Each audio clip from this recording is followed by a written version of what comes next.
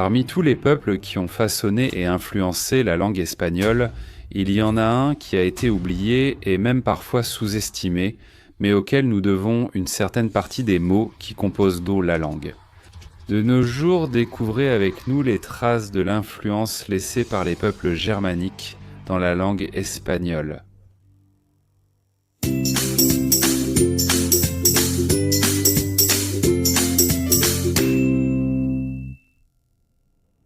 Nous sommes au IVe siècle et le grand empire romain d'Occident commençait à se déstabiliser en raison des conflits politiques internes croissants, auxquels s'ajoutaient l'ardent de grandes crises économiques qui empêchaient d'en soutenir l'empire, ainsi que des assauts constants de peuples barbares.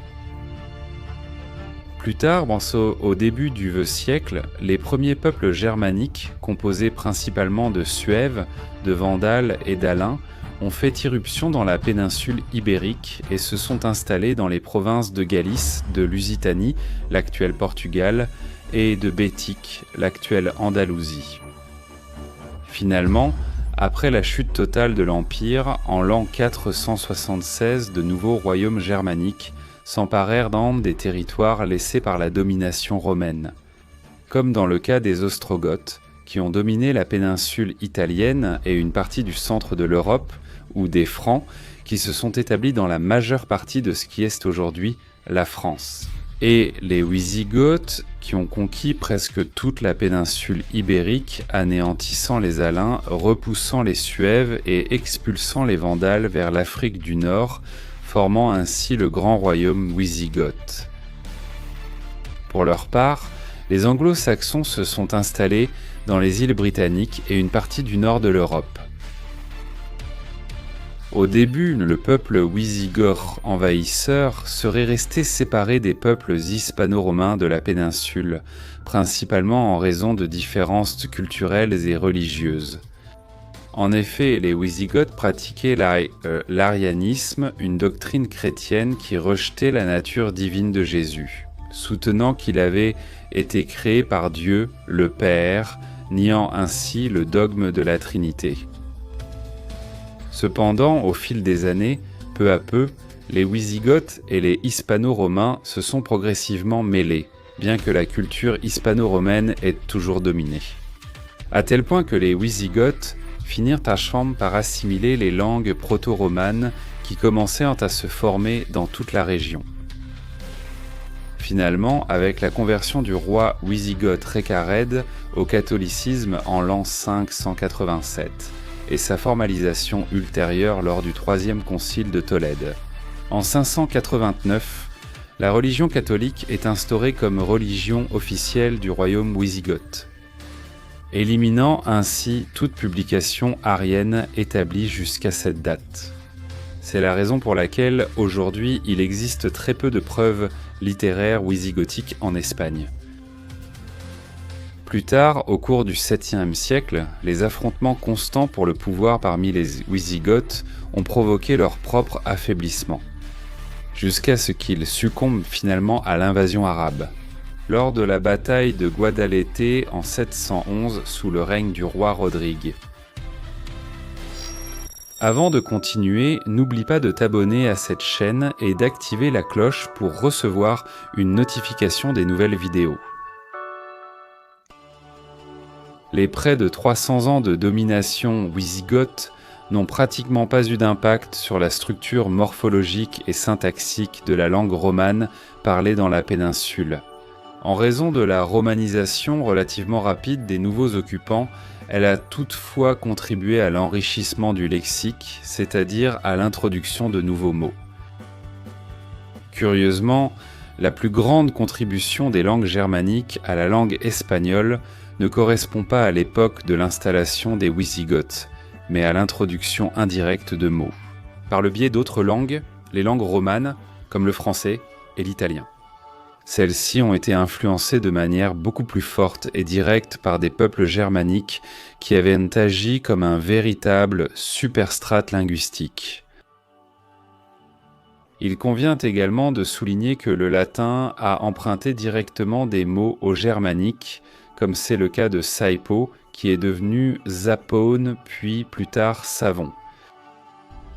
Il en va de même pour le mot taxu, qui est devenu taxo, puis plus tard blaireau, ou le mot burgs, qui est passé en latin sous la forme burgus, signifiant petite ville, et de là il est passé en castillan sous la forme burgo.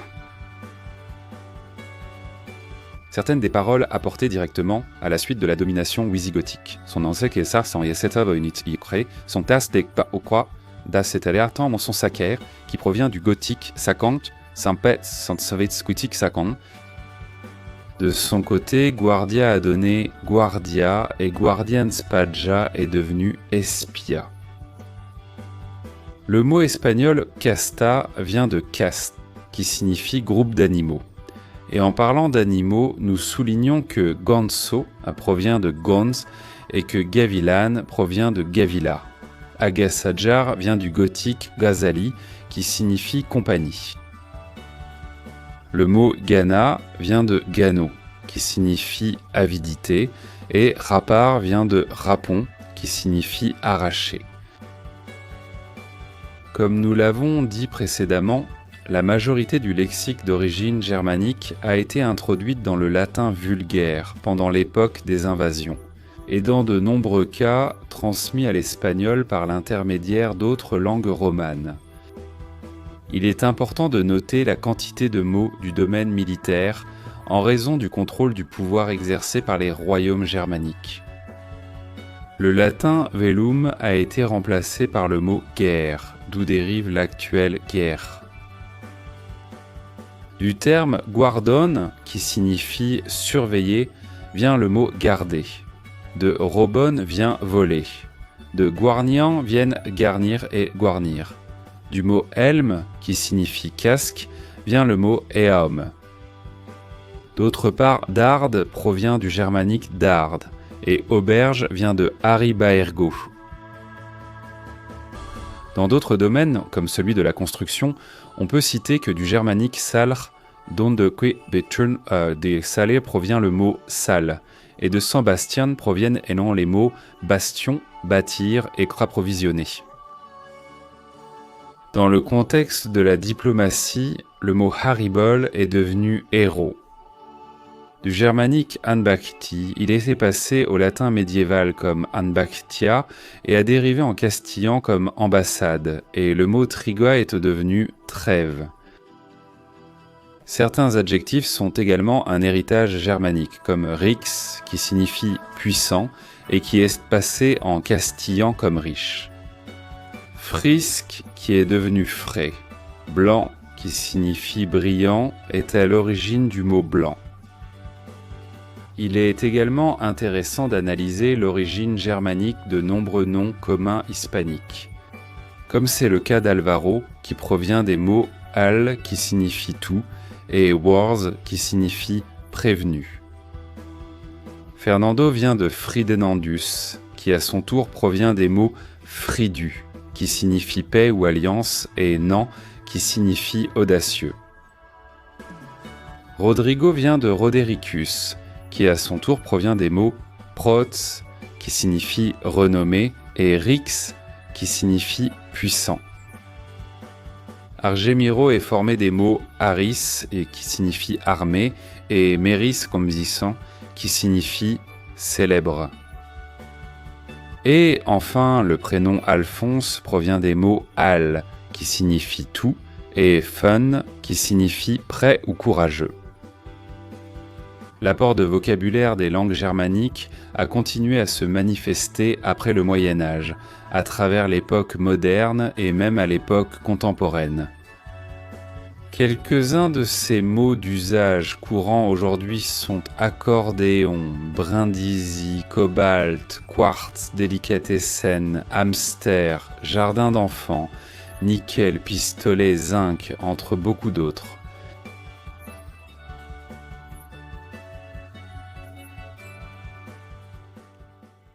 Et c'est tout pour aujourd'hui. Si tu as aimé cette vidéo, n'oublie pas de mettre un like et de t'abonner à cette chaîne. Je t'invite aussi à activer la cloche pour être informé lorsqu'une nouvelle vidéo sortira. À bientôt.